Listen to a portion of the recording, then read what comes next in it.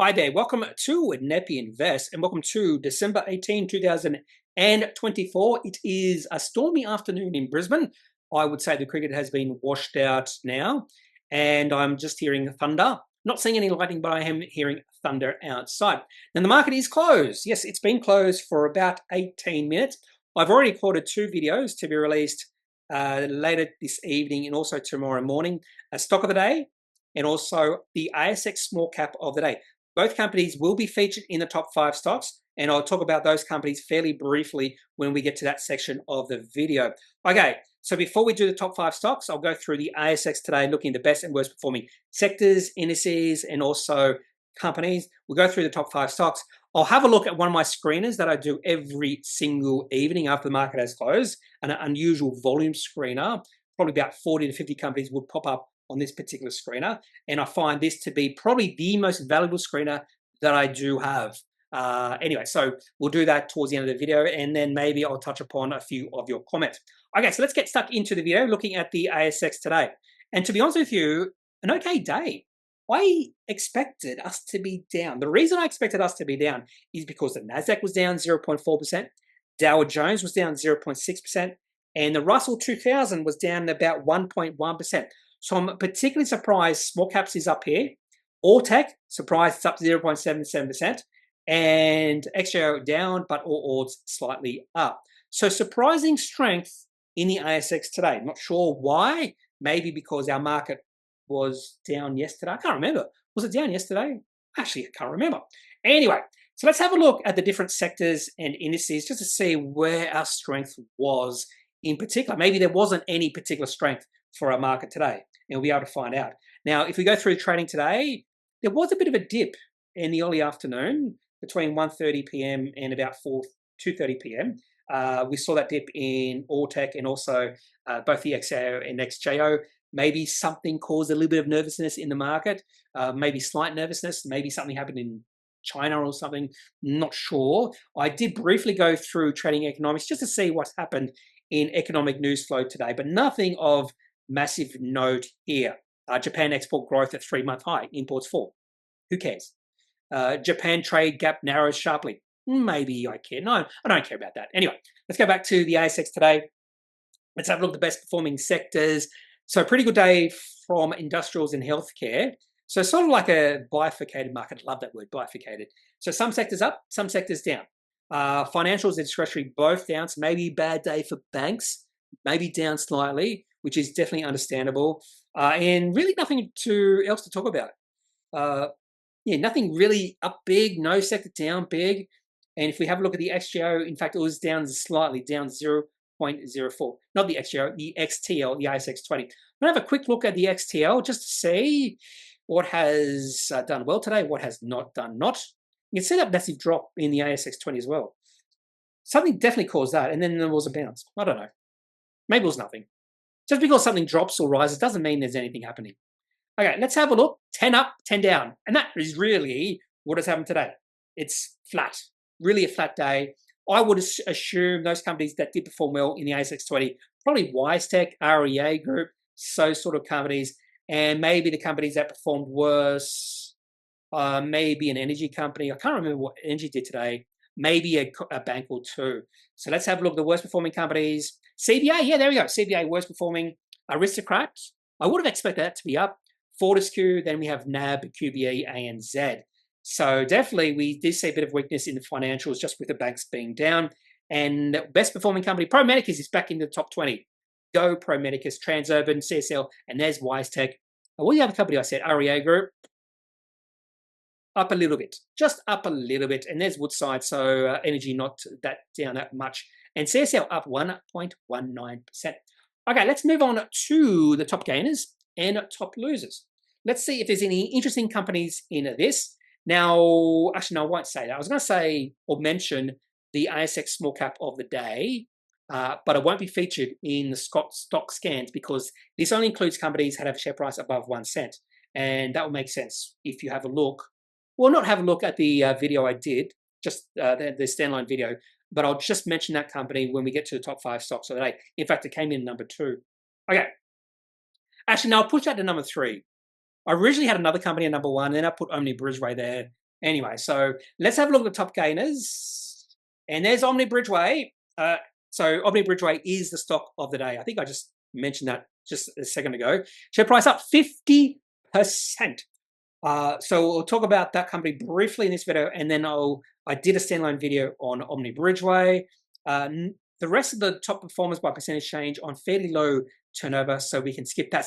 And this is also why my unusual volume screener is really good, because it picks up on companies like Omni Bridgeway, who did release an announcement today, but it skips all these other companies that perform well, but on fairly low turnover, unless this turnover is unusual for that company.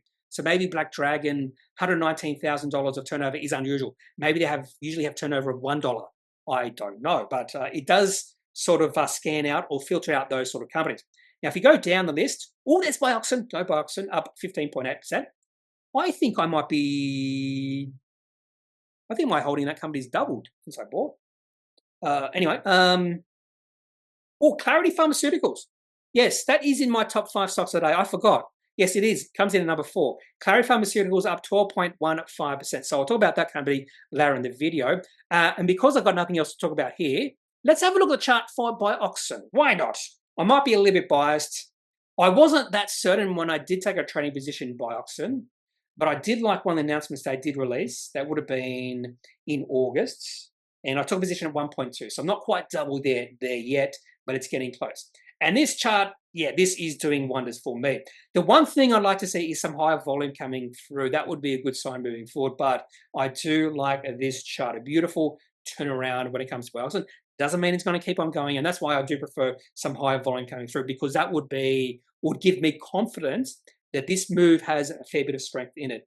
So that's probably my only one complaint when it comes to Bioxen's chart, is I'd like to see more volume. Okay, let's have a look at the top gainers by market cap. Zip. Looks like, let's have a look at the chart for Zip. So I am trading a Zip as well.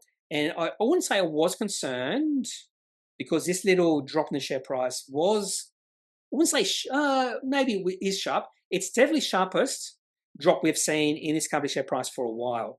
A beautifully ordered uptrend, and I was a little bit concerned that maybe the uptrend was coming to an end. Today has encouraged me a little bit more. We have seen a little bit of buying come today, although the volume's not that great, but this is an encouraging day for Zip. Sort of like what we saw with EZZ. Kogan up 9.1%. Oh, I actually wrote Kogan down. So every evening, I have a look at some charts, have a look at companies that are doing well when it comes to charting, and I write down a few companies whose charts I do like. I had EZZ, PPE, which is people in Royal Biosurgery, and I had Kogan. I really like this chart for Kogan, but I do own some shares in this company, but I do like this chart. Yeah, this is a beautiful looking chart for Kogan. And we had 2 really big up days on the 5th and 6th December, and then share price went sideways. That's a really good sign. This is exactly what I'm looking for, and I just didn't buy it. And then we've had a good day today, up 9.11%. Anyway, so let's move on. Kogan. Now, mind you, there's a lot of opportunities on the market. Solvar's up, all the cells up, so a few trades there, up, doing well. So again, there's a lot of opportunities. So just because I've missed out on Kogan doesn't mean you should dwell on that all too long. I never dwell on anything like that too long. In fact, I've already forgotten about it. What was I talking about again? Some company that's up big, but I've forgotten about it. Ares Resources. They did release something today. So let's have a look at that. I sort of skipped this. It was, what was it? Oh, Amara Wombi Pit update. So it must have been slightly positive, unless copper's up big, but Mara Wombi Pit update. Let's have a quick look at this. It's not the sort of announcement I would be attracted to, but open pit mining contract signed with McMillan. Mining scheduled to start early February 2025. Well, there you go. Go Ares Resources. You have a new mining production soon. Let's have a quick look at the chart for Ares Resources. Is this a reason to get excited? Sort of like Kogan? And the answer to that is no. We can move on. And I think that's it for the top gainers. Let's have a look at the top losers. Now, the top loser by percentage change will not be in this scan. The reason it would not be in this scan is because today's ASX companies with lowest percentage return and price above 1 cent. So the ASX small cap of the day, which I did a standalone video is the top loser today, but the share price is now below 1 cent. At the start of the day, or the end of closing on 2 days ago, the 16th, the share price was 5.9 cents. Yes, the share price of one company went from 5.9 cents to below 1 cent in 1 day. That's why this company is not featured here.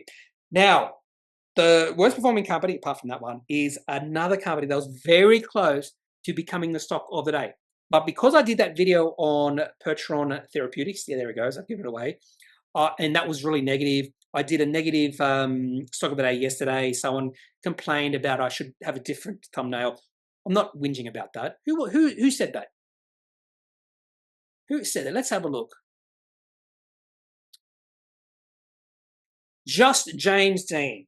And to be honest with you, I'm definitely going to listen to his advice, and I will change the thumbnail. Stock of the day, can we please have a different thumbnail for stocks going down? Thank you. And I definitely understand why he said that, because if you do have a look at the thumbnail for the stock of the day, it's like a guy cheering, and sort of a little bit inappropriate. So Data3 was the stock of the day yesterday. And I thought, I'm doing all these videos on negative stories, so why not do Omni Bridgeway as the stock of the day, and just talk about NTAW during this particular video, because share price down 40.26%. I could do a standalone video on that company as well. Should I? Because it's quite an important announcement, in my opinion. No, I'm just going to talk about that company in this video, down 40.26%. And there's SPC Global. I do want to do or mention that company as a top 5 stocks, down 17.11%. Vmoto, they want to delist because it's undervalued, down another 15.7%. Why? Not why it's down, but why a management want to get off the ASX because they think it's undervalued? Do a share buyback. Although I do have a feeling they're doing a share buyback as well. That's all you need to do. Do a share buyback. Although they also mentioned liquidity issues, another reason why they want to delist. Let's have a look at the list of worst performing companies by market cap. Zimplats, Credit Corp. What's happened with Credit Corp? So this was an interesting one. I was trading this and no announcements. So something must be going on there. No announcements, share price down 7.9%. Looks like that trade has gone a little bit nasty, but that's okay. And what else is here? Syntara's had 2 negative days in a row. I'm pretty sure they were down big yesterday. Yeah, well, no, it's still an uptrend. Still an uptrend. Maybe it's a buy the dip situation for that company. And to be honest with you, nothing much else here. And there we go. So let's get to the top 5 stocks of the day. For some reason, I've got an earache. I'm not sure why. My ear not the left ear, is just hurting a little bit. I never get earaches. It's like it's pulsing. Anyway, let's get to the top 5 stocks of the day. First one is a company I do own in trading, and it's Austco Healthcare. Share price up 8%. They did release my favorite type of announcement, particularly when I'm owning a company. So first half, financial year 25 trading update. Now, I only like these updates or these announcements if I'm holding the company's shares, if it's a positive update. So if they have no mention of whether the update is positive or negative in the title, sometimes I get a little bit, I wouldn't say nervous, but I am a little bit quick to hit the open trigger. And I just wanted this to be positive. And it's positive. Share price up 8%. Now, this company is acquiring some of the companies, but what they've done here is they've just mentioned that the first half of financial year 25 looks like they're going to see significant growth in the revenue and EBITDA. So revenue up 59%, EBITDA up 129%. But this company is acquisitive. They have acquired a few businesses, but what they've done here is they've separated the growth in revenue and EBITDA, organic and non-organic. So they've actually mentioned here, organic revenue growth, 19%, organic EBITDA growth, 85%. So even if they didn't make any acquisitions, this company would have seen pretty nice revenue and EBITDA growth. Now, the reason why there's a big difference between revenue and EBITDA growth is this company has increased their margins, something else I like. Anyway, so a pretty good trading update from Austco. That's why they see the share price up 8%. I'll be honest with you, I sort of hope the share price would be up a little bit more, but the share price or the chart is in a nice uptrend, a really nice, orderly uptrend. Now, the reason I like these nice, orderly uptrends is because more than likely day traders don't want to think of this because you don't see much volatility. The other thing I like about Austco is we are seeing some nice volume. Now, not consistent nice volume, but we do see these nice volume spikes. Compared to the volume we've seen from now through to about September, and compare that volume to what we see from the start of this year through to September, there's been a really good pickup in volume. That's a good sign moving forward. And today, the share price did get to maybe an all-time high. Maybe. In fact, this chart, I'm going to have a look at the weekly chart. So the share price got to really high in 2014. I'm not sure if it was, maybe there's a different company, maybe they've did a strategic review. I don't know. I don't know anything about this company prior to maybe a year ago. But if you have a look at the weekly chart looks really good as well. I like this weekly chart, and even the daily chart looks pretty special as well. And the very fact that the share price is not zooming higher is really, I like that. And the share price did get to a long-term high today. In fact, it got to a long-term high yesterday. So 2 pretty good days in a row for Austco Healthcare. So I like this particular chart. And that's one of the reasons. It's a good announcement, like the chart, and that's why Austco is in the top 5 stocks of the day. Now, Clarity Pharmaceuticals, another company I own.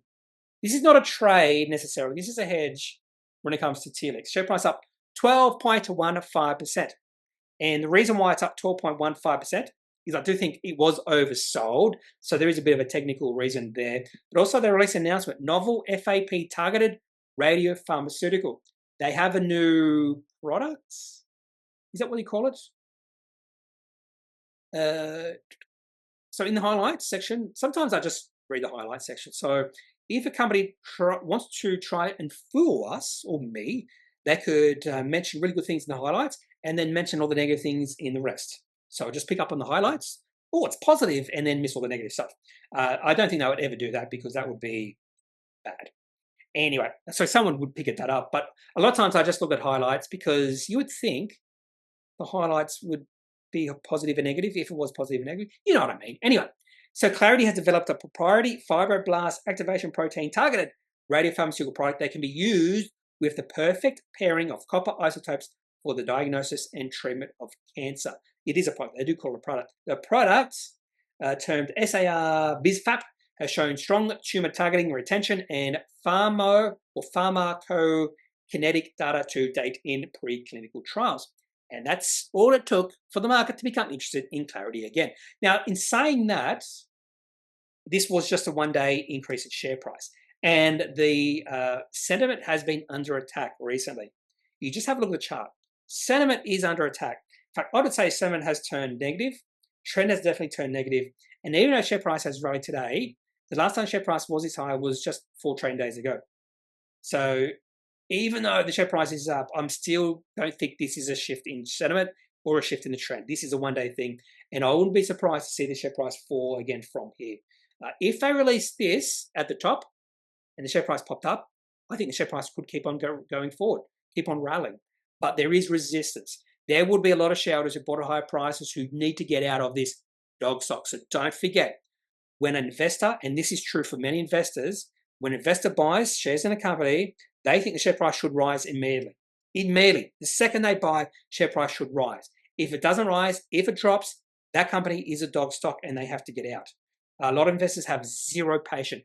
They need to see a return to their investment immediately. When they say return, they mean the share price, nothing else.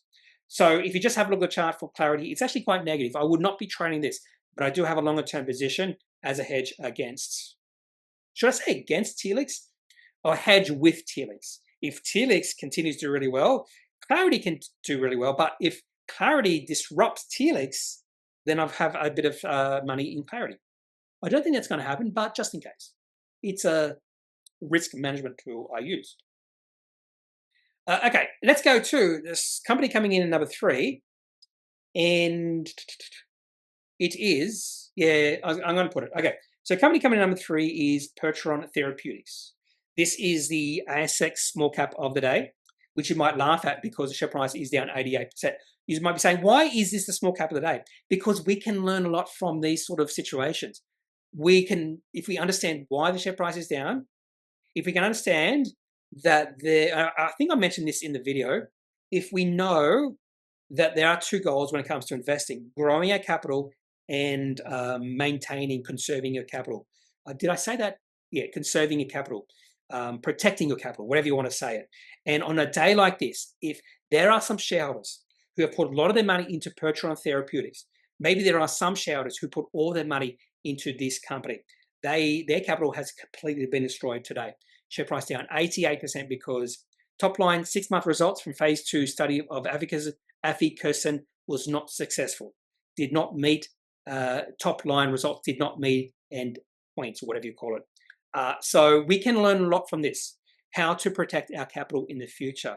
And one of the best ways to protect our capital is to not put much money into these sort of companies. Maybe you can put a little bit of money, but not a lot of money, because I have had one person at work tell me they know a friend, or they have a friend who lost all their money on the stock market. And this is what I thought. They put all the money into a company like this. The company, something bad happened to that company, and they went bankrupt or something, and they lost all their money. And that person is scarred for life. They will never again invest in the stock market, which I think is a pity, because I have no doubt that person received no financial education. And one of the first things I would say to anyone, if they have started the investment process, is don't put all your eggs in the one basket, particularly once your capital grows.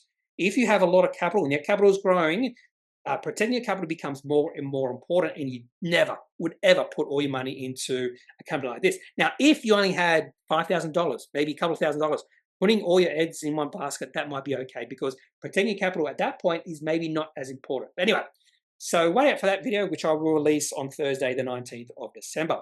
Coming in number 3, we have Percheron Therapeutics, share price down 88%. Share price went from 5.9 cents to 0.7 cents. And that's why it doesn't pop up on market index. Share price is below 1 cent.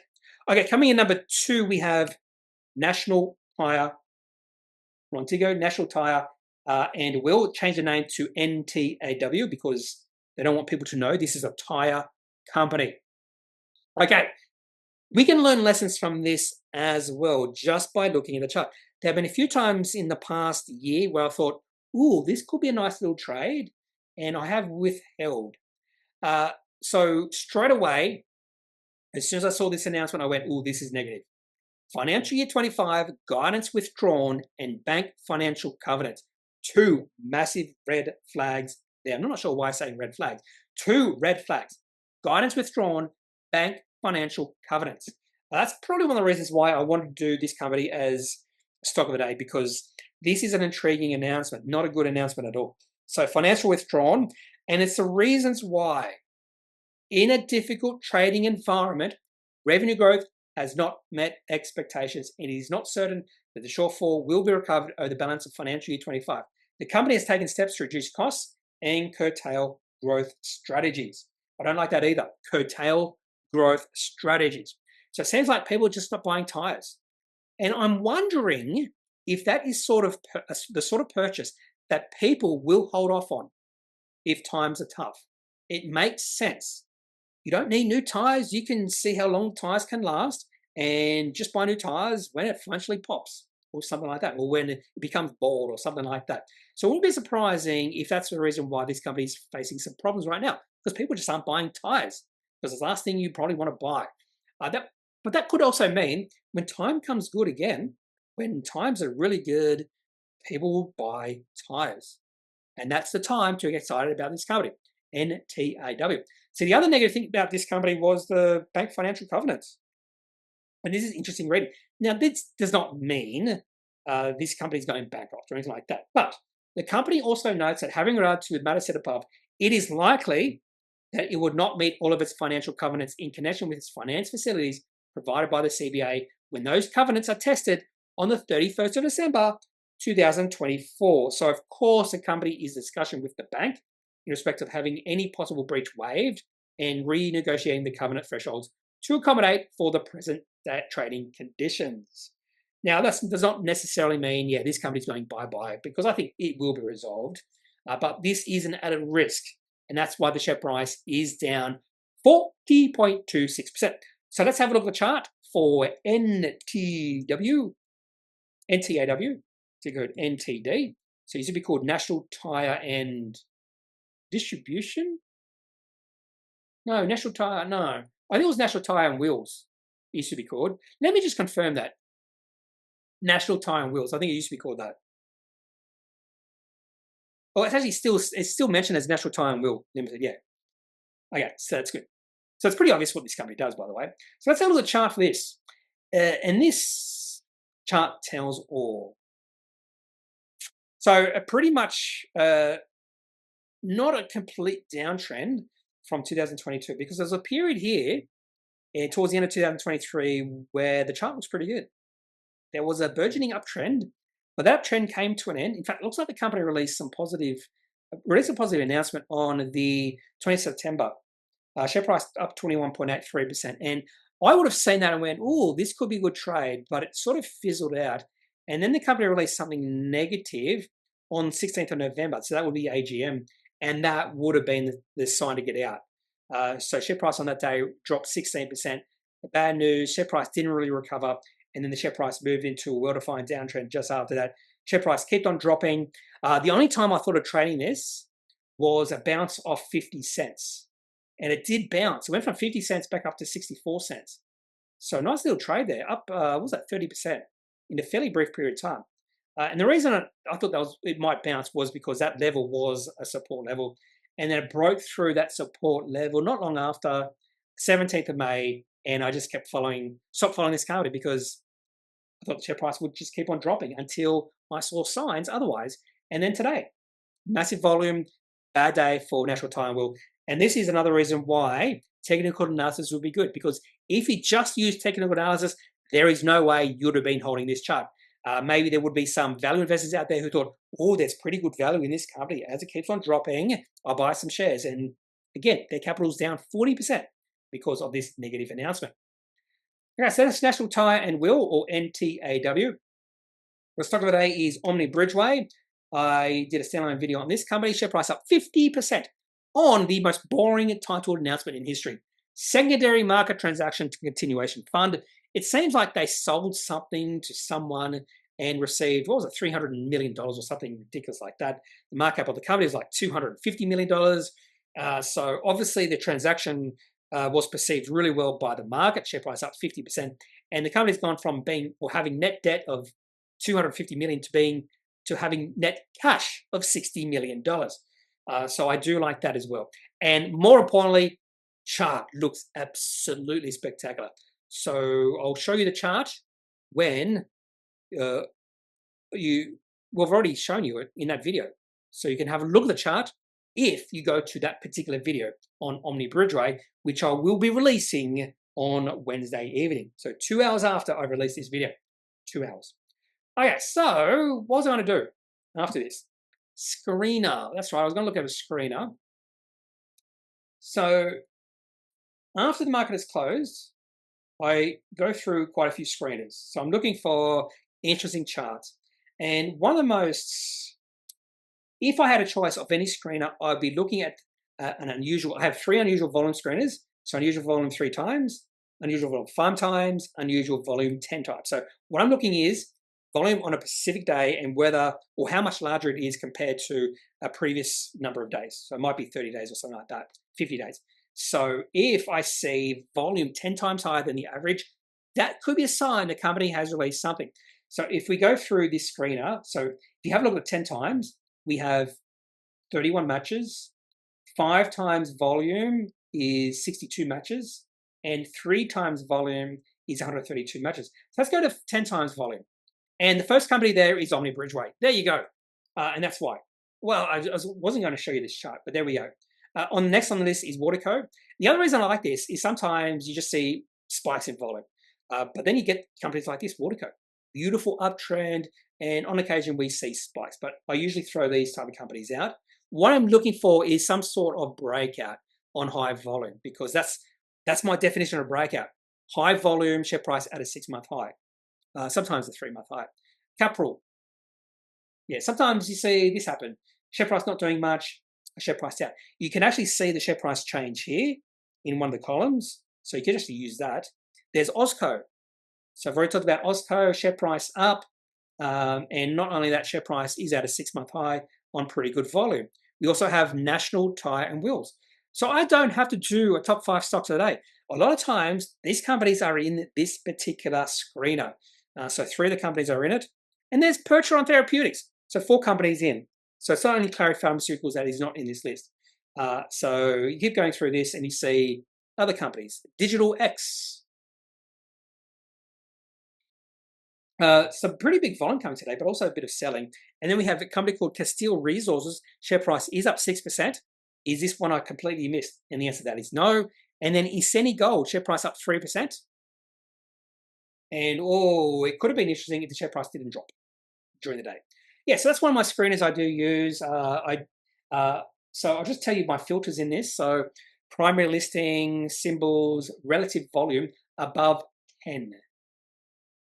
So relative volume above 10. Not sure exactly what relative volume means. So I would assume it's looking at the past number of days, maybe the past 30. And if the volume in one day is like 10 times the average of those days, then that's what it does. That's all I do. Current trading day. Yeah. So it's fairly simple screener, but I do like it. I do like it. And if I had a choice of any screener, this would be the one I choose.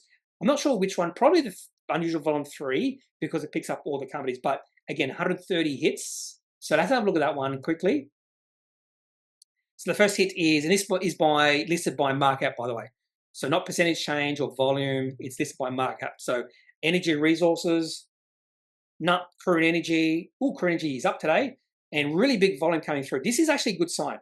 Share price up. At one point today, share price was down and the volume was big. So hopefully we see a bit of a bounce. United Overseas Australia. So all I'm doing is just looking. I go through this fairly quickly and I'm just looking for interesting charts. So this one here, GWA, this could be interesting, but maybe not there quite yet. Amplitude Energy, I've never heard of this company. And that's what I do. And the next one is Sayona. We'll stop on Sayona. And no, we'll stop on EBR Systems. And the next one is Omni Bridgeway. There you go. Okay, so let's have a look at a few comments. I have a bit of time on my hands. Puzzle Finance says, big fan of my videos. You're welcome. I'm a big fan of you. Big fan of you. Kevin Doyle. I am friends with a family called Doyles. We used to call him Doily, which makes sense. Australian puts Y's at the end of names, Doily. Anyway, Kevin Doyle says, I was reading elsewhere where they mused that buying in CBA is assisted by the ETFs based on market cap and also suggested it works both ways. I have heard this before, but it doesn't explain why the share price of CBA over a 2 or 3 year period just went sideways. And all of a sudden this year just went bonkers, up 50%. If the share price was just going up slowly over 3 or 4 years, I could understand that. I do think people are trying to find reasons why the share price of CBA and the banks is at ridiculous levels. And everyone wants reasons. So I have heard this reason, but I'm not sure if it absolutely makes sense. Another thing I've heard is people, fundies have rotated from the mining into banks and then go rotate back into mining if they see mining going on at a bit of a spurt, which could be negative for banks. I don't know. And Mr. Hypo says, no explanation for CBA current valuation here. Maybe people viewing it like houses and thinking it will just keep on going up. Maybe that's true. Maybe that's all it is. People don't know how to value banks. They just see it going up and they think, oh, banks are pretty good because they're safe, that sort of thing. In fact, I won't say who it was, but I do know this person who came in fortune of a lot of money, well over $1 million. And the first thing they said was, I'll put my money in the banks, not physically in the banks, but put their money into bank stocks. And I was like, I didn't say anything because I'm not a financial advisor, but I was like, people just think banks are safe. And I think a lot of people just don't know that banks are really overvalued. What else? Rick Thellian, bank super funds must be supporting them for safety. As said earlier, if bank stocks go down, will drop dramatically as a high rate of all ordinary waiting. Yes. Oh, here we go. Here we have a chart one. McMillan Shakespeare hits 5-year support line, take a small position. Okay, McMillan Shakespeare. This is a training, 5 year. Let's have a look at the weekly chart.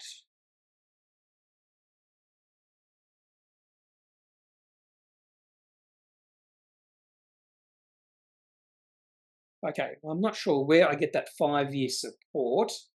I mean, that's a good thing about technical analysis. Everyone have different ways of doing things. So you can actually read or look at a chart and have a totally different opinion. Now, the one thing I do when I see this particular chart for McMillan Shakespeare is the share price is in a downtrend. Something really negative happened in August. So there were no results. And really two really interesting days there. And that has sort of moved the share price into a downtrend. If you do have a look at the weekly chart, actually, let's have a look at the monthly chart. Maybe I'll see something. And that's the other thing. You can actually get different perspectives by just having a look at charts or different timeframes, not charts. So he's talking about 5-year support, maybe. Yeah, I can see. In fact, if you have a look at this chart, you can just see share price over the overall is in an uptrend, but if you just have a look at from 2013, it's just going sideways. And the thing that destroyed this company was the possible change in regulations back in 2013. I still remember that day because the share price of this company just plunged, or maybe it was 50% in one day, and there was just possible changes in regulations. And I learned at that point that these sort of companies come with this regulatory risk. The government could destroy these companies with a pen stroke. I've always been wary of these companies, and I would never own these companies for the long term. I'll just trade them. That's all I'll do. So these are the novated leases sort of companies. Anyway, so McMillan Shakespeare. The says Grab is Asian Uber. They didn't mention Uber. They bought Uber, Asian Uber or something. Yeah, I did read that. Rick Thelian, we opened up lower but blew up later in the day, perhaps. Budget tightening coming on Wednesday. New China airline in Australian skies. Qantas has finally agreed with the unions of sacked baggage handlers. Nice payment. SPC Global reinstated back on the stock market today, closed $1.31. I do want to talk about this company because share price is down a lot. Was looking at Pexa, wow, nice rise. Elders ex-dividend. DGT up. A good run up, 31 cents. Let's have a look at DGT. I actually don't know this. What is it? Digico. Yes, I do know this. Digico Infrastructure. It's a recent new REIT, infrastructure REIT, spun out of HMC Capital. And the reason this was interesting because the share price just plummeted the first 2 days, and then up nicely yesterday, and up a further another nice. Well, not a lot, 0.87%, but at least it's up. So interesting REIT when it comes to DGT. Yes, I've got to get used to that, DGT. So thank you, Rick Thelian. Rick. Oh, there we go. Justine Zine also says, Grab is SEU Asia's Uber. It's huge. If Pexa can expand into Asia, it would be good. Probably transfer in Asia is rather informal and full of scams. Netflix, Tokyo swindle. Yes. All I take away from Pexa and this hire of this CEO is that's where they want to go. It makes sense. And I think maybe the market is thinking that as well. In fact, let's have a look at Pexa's share price today. Is it up? Up a little bit. Okay, so that's nice. So we haven't seen any sort of profit taking. I do like that. Cash rate in Russia is 21%. REITs, utilities, construction are going bankrupt. Oh, yeah. There have been portions of time over the past 20, 25 years where Russia has been the place to invest. I'm not sure that can be said right now. Yeah, there is the different time thumbnail. Yes, I agree. Dev Shah, also other best times to buy banks, GFC, and during COVID-19. Yes. Warren Buffett quote, be fearful when others are greedy and greedy when others are fearful, perfectly fits here. Yeah, I actually agree with that. I think people I wouldn't say greedy with banks, but I think they're not thinking rationally. So if you have a look at the monthly chart for CBA, the best times to buy the banks is during financial downturns. You can see it here, even during the bubble burst. Actually, that's the GFC. Share price of CBA went all the way down to $25. And again, banks are cyclical. They are going to be significantly affected when we do go into recession. Really significantly affected if we go into a deep depression or anything like that. So those are the times to buy the banks, in my opinion. I completely agree with Dev Shah. Those are the times to buy the banks. Sales profit cash says Southern Cross Electric and Engineering is under pressure because of widely covered legal actions around the marital position of the chief director of Southern Cross's largest institutional shareholder. Really? Is that the reason? That sounds weird. Reason to be selling. So one would think dash for cash requires shares. Oh, I understand what you're saying. So what you're saying here is because this institution holds a large position in Southern Cross, they're going to have to liquidate their position. So that could be leading to the share price decreasing. Maybe people are selling because anticipation of that happening. What if it doesn't happen? But what if it does happen? One would think a dash for cash requires shares to be liquidated, a sad scenario, but as these recent announcements suggest, Southern Cross is firing away. They are. For every seller, there is a buyer, and I am surprised that no change in substantial shareholding has yet to be filed. So maybe they're not selling. That said, the share price of Southern Cross has moved out of an unsustainably high P ratio for contractor. I agree with that as well. But 150, it's reasonable value. So I'm just trading Southern Cross. Well, I'm not trading anymore, but I would only trade this company because I do agree with a lot of that sentiment that I do think there was a little bit too much hype priced into this company because of the data centers and electrical infrastructure, that sort of thing. And yeah, share price up nicely today, up 5.1%. Yeah, I don't like the, still don't like the chart, but I think maybe the downtrend is faltering. That's the word I'm going to use. Is faltering. Okay. HCW Cap Rate is barely above loan interest. Money in one hand, money out the other. So HCW, is that Homeco? What is it? Homeco, Healthco, Healthcare and Wellness REIT. Now I just noticed share price just keeps on dropping and dropping and dropping. And the NTA is well above this price. So possibly, and I can't confirm it because I'm not going to go that far, possibly Just James E is right, that their loan interest is a lot, which will make sense. Oil companies can be profitable. They can be profitable, but yeah, they can be very profitable. But oil prices, sorry, I just have to burp. Oil prices, I think it was mentioned in Brookside Energy, are suppressed right now, so that's not beneficial. But oil companies can be profitable. But as we saw with Korean Energy, something can go wrong at any time. Santos, I will trade Santos. I've traded him before and I'll trade it again. And that's another thing. A lot of mining companies are highly capital intensive. And that's what Just James is saying here. Downside is capital expenditure can burn up a lot of cash for multiple years once the Capex program winds down. But sometimes it doesn't wind down. Sometimes they just have to keep on spending with capital expenditure. And that does affect their finances. Not finances, but the free cash flow. And this will be my last one. So sorry. No, I'll do these two. Yeah, why not do these two? JZX Vecca. What do you think of Dusk and Apazega as long-term holds? Think of buying huge chunks soon. Well, huge chunks could mean different things for different people. You could be a multi-billionaire and huge chunk could be $100 million, which means you could buy Dusk completely, almost.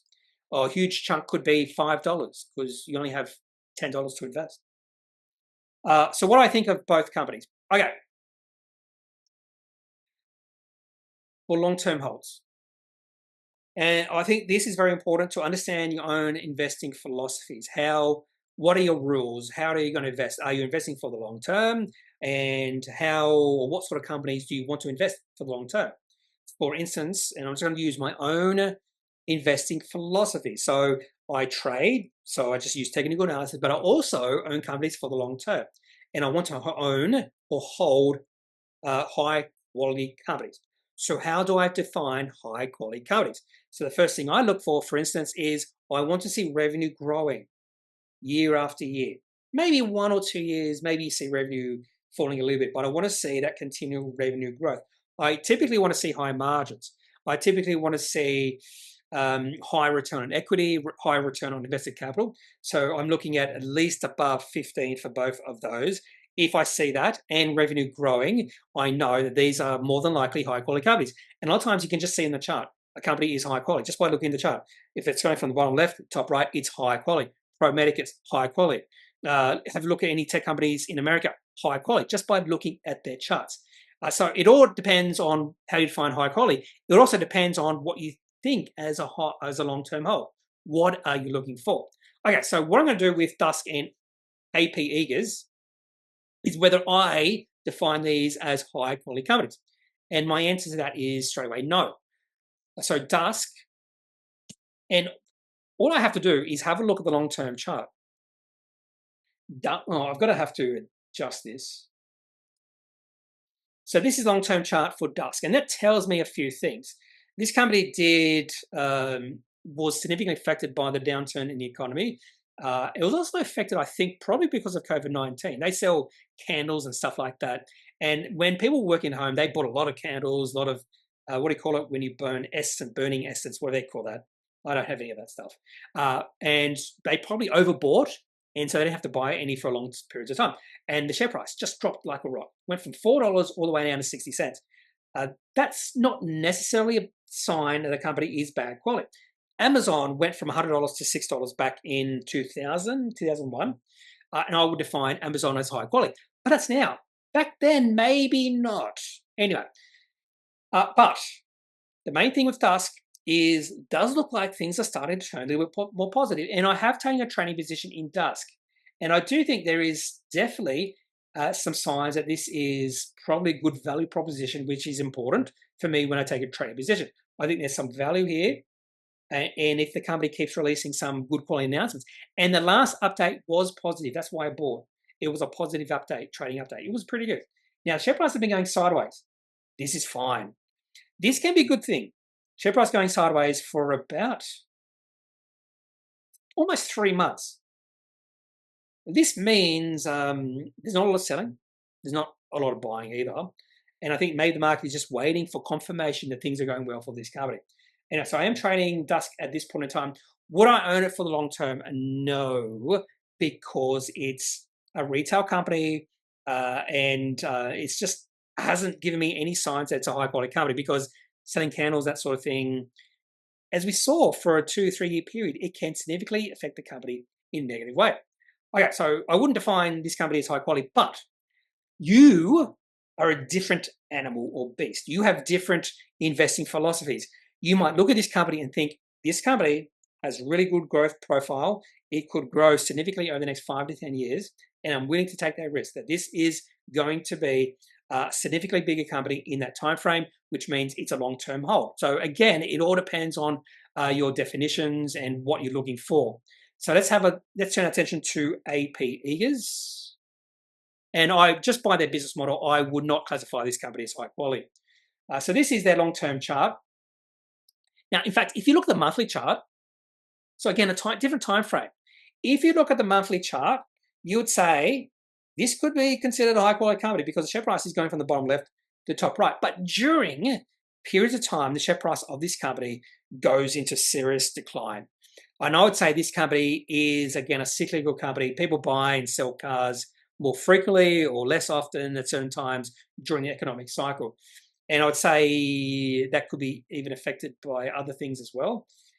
So I'm more likely to trade this company because of that. I don't consider this company to be high quality, more likely to trade. So again, I'm more likely to hold high quality companies for the long term, and I'm more likely to trade lower quality companies for the short to medium term. Maybe even for longer terms if the share price goes into an uptrend for an extended period of time. The company itself did not release a negative trading update the other day. Peter Warren Automotive released a trading update the other day that was quite negative. And that's why the share price of AP Eagers dropped 5.7% on the 12th of December. But share price has recovered since then, and I do like this chart. However, I am wary about the negative trading update from Peter Warren. It was negative for this whole sector, in my opinion. So just be wary of that. But otherwise, again, what are your thoughts about this company? I should also mention Nick Politis, I'm not sure if he's a CEO or if he's the executive chairman or whatever. He bought some shares at $9. He almost $9. I think it was $9.91. He almost timed the bottom. I just have to give it to him. So he bought some shares, added to a position at that point. So that's my thoughts on those two companies. And I'm going to have to finish it there. I'm sorry, Tony Ditria. I'll do your question in tomorrow's video because, yeah, I'm going on a little bit longer than I expected. Okay, so that's it for this video. If you have any questions, any thoughts, leave those in the comment section of this video. Otherwise, I'm not a financial advisor. If you need financial advice, make sure you seek out someone who's qualified and can speak to your own financial needs. That's it for this video. Have a good day. Bye.